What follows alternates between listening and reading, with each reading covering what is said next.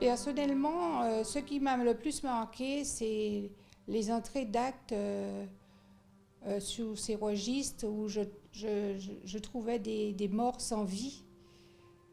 Ayant fait un service santé, j'avais deux questionnements. Était-il mort par maladie ou était-il mort parce que les mères ne voulaient pas que ces enfants-là aillent en esclavage? C'était mes deux points d'interrogation. J'ai toujours été, je suis persuadée qu'au niveau de l'esclavage, on nous a menti, on nous a caché des choses.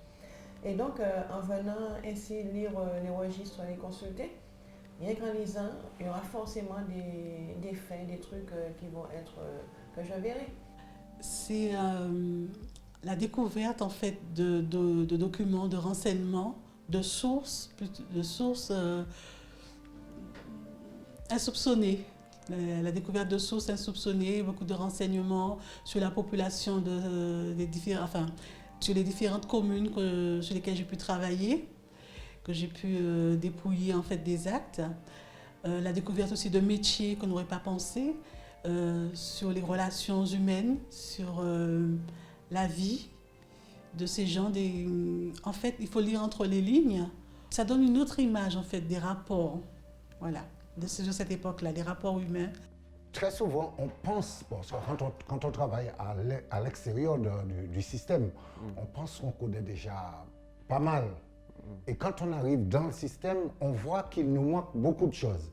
Et ce beaucoup de choses qui me manquaient, qui me manquent toujours, hein, ça m'aide à avancer dans la généalogie, non seulement avancer dans la généalogie, mais à aider d'autres personnes dans la généalogie. Nous faisons des recherches qui sont très intéressantes. On a déjà fait Trinité et nous faisons maintenant Makuba, Basse-Pointe. Et nous avons même certaines curiosités, pour ne pas dire anecdotes, parce que quand on voit que certaines personnes se marient et le même jour ils font certaines reconnaissances de 4 à 5 enfants, ça nous interpelle puisque maintenant ce n'est plus caché. Ce qui m'a le plus frappé, d'une part, c'est la place des femmes dans la société, parce que quand on lit les différents registres que nous transcrivons, par exemple, il n'y a pas de témoin femme. Quel que soit l'acte que nous transcrivons, tous les témoins sont des hommes. Dans les actes de naissance, on a des informations sur le mari, sur le père, son âge, sa profession, rien sur les épouses ou mères. En faisant ça, on découvre des tas de choses. Alors on découvre des choses difficiles, hein, puisqu'on sait qu'on travaille sur des périodes où il régnait un système social, l'esclavage, etc. Donc on voit des choses difficiles, mais on voit aussi toute la vie, les naissances, les décès, les mariages, la vie de la société à cette époque qui finalement, c'est très intéressant à suivre et très instructif. Je trouve d'abord que c'est passionnant d'être de découvrir un acte d'état civil, c'est découvrir le bout de la vie de quelqu'un, qui peut être une naissance, un décès, un mariage, un affranchissement aussi. Martiniquais de souche, ça me permet de retrouver un peu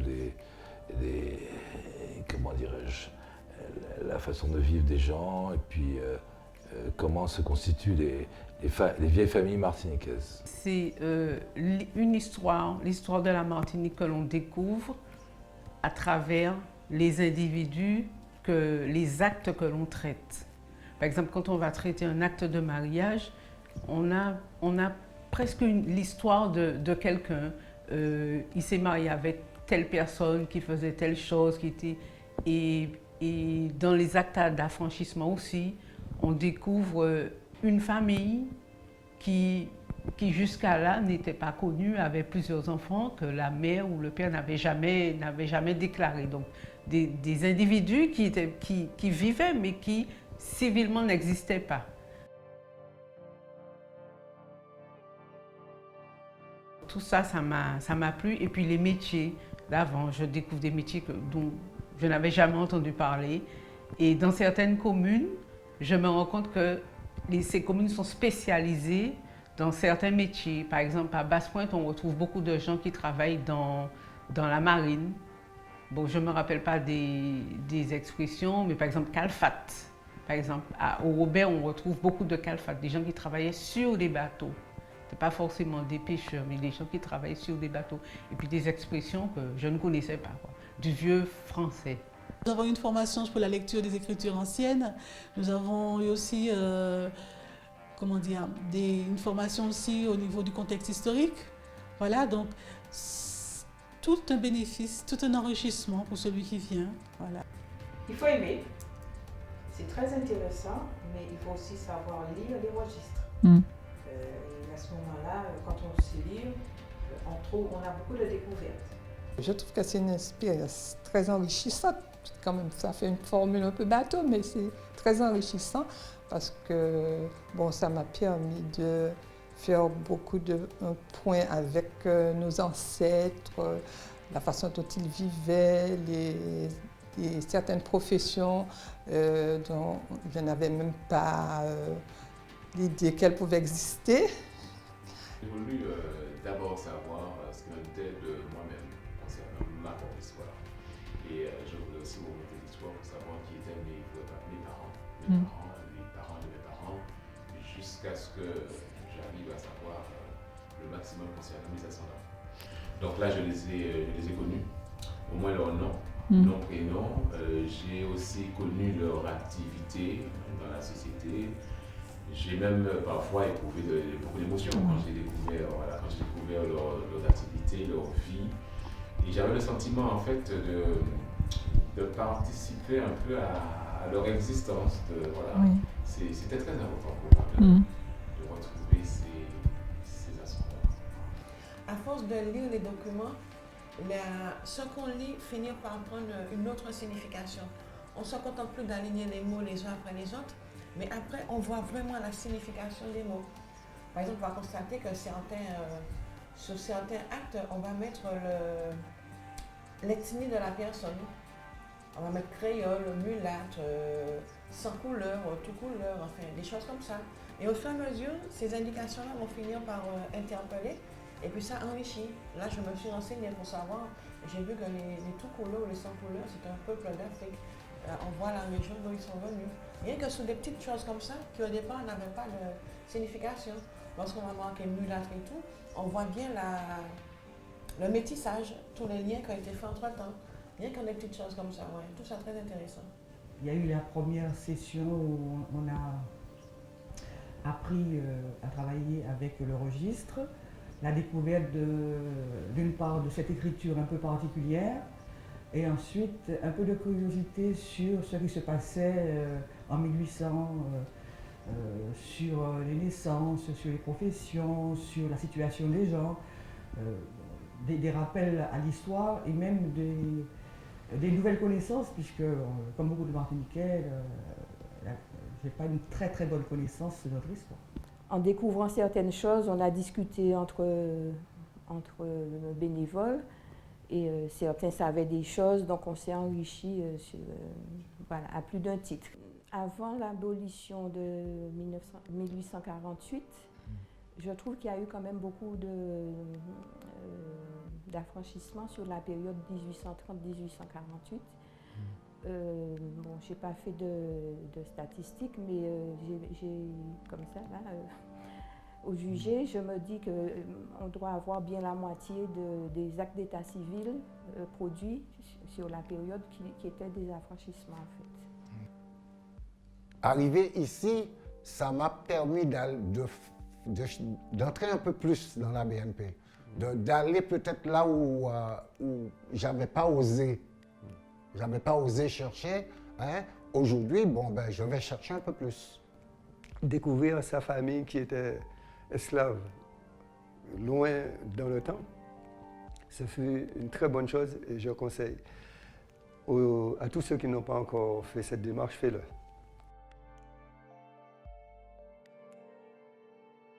Je me dis qu'en transcrivant en Word, dans le langage de tous les jours, ça facilitera le travail des personnes qui font des recherches généalogiques. Ça va être plus facile de lire un texte tapé que déchiffrer le registre. À partir de ce que nous avons dépouillé, on pourrait recenser par exemple les métiers, on pourrait recenser les différentes processus pour l'affranchissement, parce qu'il n'y a pas que l'affranchissement que le maître qui affranchit. On a découvert par exemple que des personnes pouvaient très bien faire partie d'une milice pendant un certain nombre d'années et au bout, eh bien, cette personne pouvait obtenir son affranchissement. C'est une valeur ajoutée pour l'histoire de la Martinique, puisque tous ces registres étaient dans un petit coin enfermé. Donc là, ça va être... tout le monde pourra les consulter en fin de compte. C'est un enrichissement personnel parce que ça nous permet de nous élargir dans notre généalogie et en plus donner un peu de son temps comme des bénévoles pour les archives de la Martinique. C'est une bonne chose. Je souhaite que nos amis qui font leur généalogie trouvent dans leur vie commune de tous les jours un petit créneau, pas beaucoup de temps, mais au moins 3 heures par semaine pour les archives, ce serait une bonne chose. J'ai trouvé cette expérience intéressante dans la mesure où les relevés que nous faisons vont servir à la meilleure connaissance d'une période de notre histoire et de l'histoire des familles aussi, qui est importante. Donc, je sais que les courants de recherche en histoire s'intéressent beaucoup à l'aspect individuel. On n'est plus sur les célébrités, on est sur l'histoire de Monsieur Tout-le-Monde. Donc je trouve que c'est une modeste contribution au travail des chercheurs. Ça va faire beaucoup de bien et ça va permettre à beaucoup de gens de savoir un peu qui étaient leurs ancêtres, la manière dont ils vivaient, et puis faire un petit peu aussi tomber certaines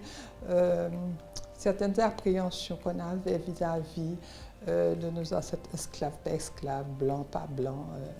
Je pense que c'est très utile, ça permettra dans le futur à des historiens ou même à des gens de retrouver des informations facilement. Ce que j'aimerais, c'est que l'ensemble du travail qui est fait actuellement puisse être valorisé. Notamment en servant à des historiens, des chercheurs, des étudiants, de pouvoir plus facilement étudier toute une période de la vie martiniquaise et de s'en servir. Là où je me pose des questions, c'est comment peut-on, parce qu'on est quand même un petit groupe, comment peut-on faire savoir à une large partie de la Martinique qu'il se passe quelque chose de finalement très intéressant et que beaucoup de gens ignorent. Moi, je l'ignorais il n'y a pas très longtemps. Je pense que la plupart des Martiniquais ignorent cette part du travail et qu'il faudrait pouvoir leur expliquer de façon simple. Ce qu'on espère, c'est que demain, ceux qui viennent, c'est beaucoup plus facile pour eux et d'exploiter les registres. Puisque si on met les registres en ligne, ce sera beaucoup plus facile de lire et puis beaucoup plus rapide les recherches. Donc nous, ce qu'on cherche, ce que je cherche, c'est plus faciliter le travail de sorte que demain, qu'il y ait beaucoup plus de monde à aller chercher leurs origines. Mais personnellement, ça m'a apporté beaucoup.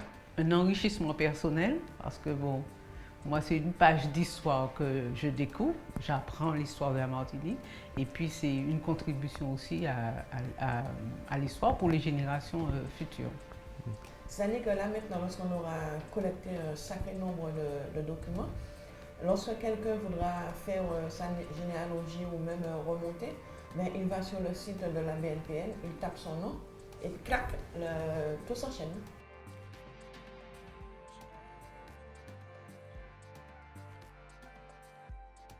C'est vrai qu'au début, on était chacun devant son poste.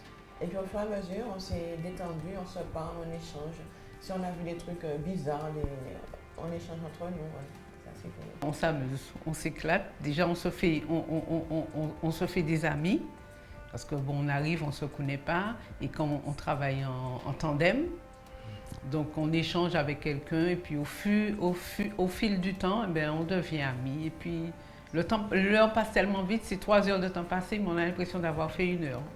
Bon, on est un bon petit groupe là maintenant, on s'entend bien, on se dépanne les uns les autres. Donc voilà, et je viens le mercredi avec plaisir.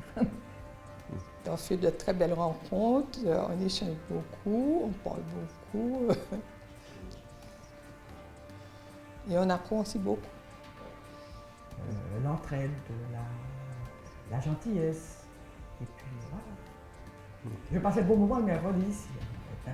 Le fait de travailler en groupe aussi, de partager, de mettre en commun, si on a du mal, on peut poser la question à quelqu'un, du mal dans la lecture, poser la question à quelqu'un.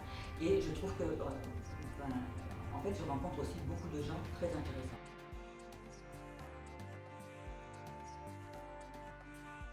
Dans les registres d'état civil, on découvre des choses extraordinaires, des choses qu'on ne connaît pas, qu'on n'imaginerait pas.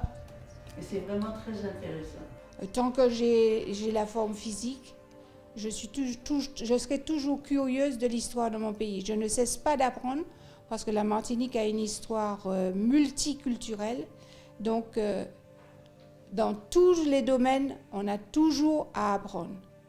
Faire de la généalogie, c'est retrouver son identité et se reconstruire humainement et avoir une colonne vertébrale bien à soi. Plus j'avance, plus j'ai le sentiment que des portes s'ouvrent et toutes ces informations m'ouvrent l'esprit et me permettent d'aller vers d'autres projets. Bon, à partir du moment où j'ai du temps à donner, pourquoi ne pas prendre part, pourquoi ne pas donner ce temps-là pour une bonne cause? Moi, je dis oui. C'est vraiment passionnant. Et que quand on met le petit doigt, ça y est, on est pris, toute la main y passe et le reste aussi. Absolument.